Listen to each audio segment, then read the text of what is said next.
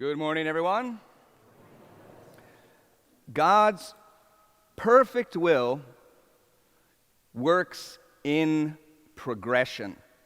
God's perfect will works in progression. It's very important that we have an understanding of that, because if we do, then we know that we are going to have to work with God in a particular way. We are going to have to, at times, wait.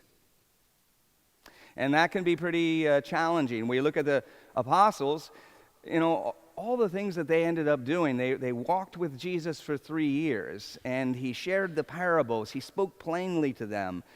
They still were confused. We even hear that they, even at the moment that he was going to ascend, they worshiped him, but they doubted.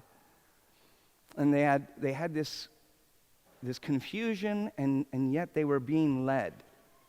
And now he lays down his life, he dies for us, he is raised from the dead, and then he spends 40 days with them, and now he's about ready to ascend.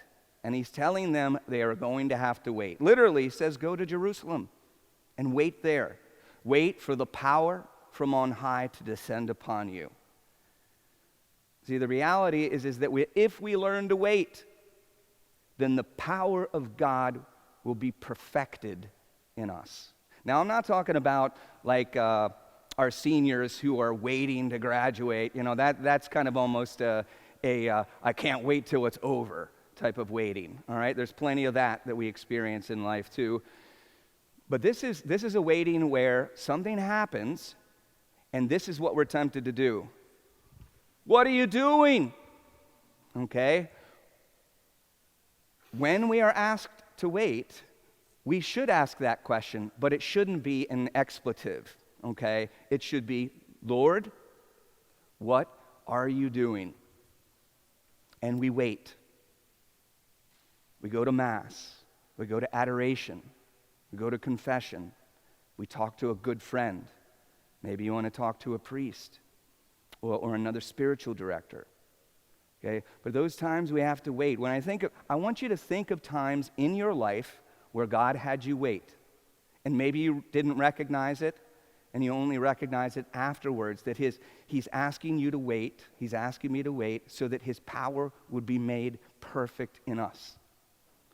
When I thought about that, I thought of a couple of different instances. One in my life, and that was when I was working at Parkland Hospital in Dallas in the medical intensive care unit. And I worked 7P to 7A, and I'd get there early. Very often I'd ask to be charged, to charge. And so I'd go and I'd get to know all the patients, what's going on there, who's leaving, probably who's in the ER coming up to us. I'd talk to all the nurses that were there, and get the lowdown on the patients, and then look to see who's coming in. And it was a motivating time, and it was something that I enjoyed, being able to give in that way. That was my mission. But the mission kind of went cold, and I stopped coming in so early, and I left as soon as I could, and I wasn't quite as engaged as maybe I should have been. And then I came into work one day, and they said, oh, I'm sorry, it looks like you don't have an active professional CPR. You fell off the list. We didn't tell you. Sorry, you can't work until you get, certified again. And so I went home, and in all of Dallas, Texas, it took me 4 days to find a professional CPR class. And I waited those 4 days. You would think I would have said, good, I'm going to just relax and put my feet up. It was the exact opposite. What are you doing? Or what are you doing? And it gave me some time to think about really what I was doing and what he asked me to do. And it stirred the motivation. And when I went back, it was a whole different story. Pope Francis had an experience where he was using his gifts and talents in a particular role.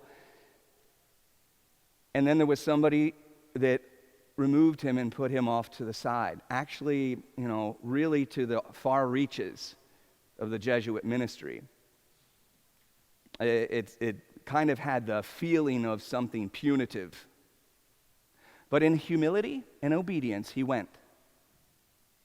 And he gave himself to the mission. And he loved the people. And then, after a while, a good while of waiting, somebody else moved him into a position, and then the church asked him to be a bishop, and then an archbishop, and then cardinal archbishop, and then the pope. The reality is that there will be times in our life where God says, wait. For the apostles, it was when Jesus ascended into heaven, and he said, wait, because the power from on high will come upon you. And that's true for us too. So when the next time he asks you to say, wait, and you're tempted to say, what are you doing?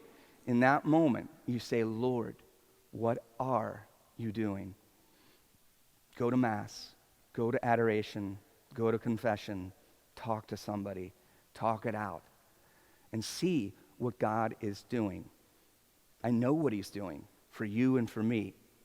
He's preparing his perfect will, which works in progression.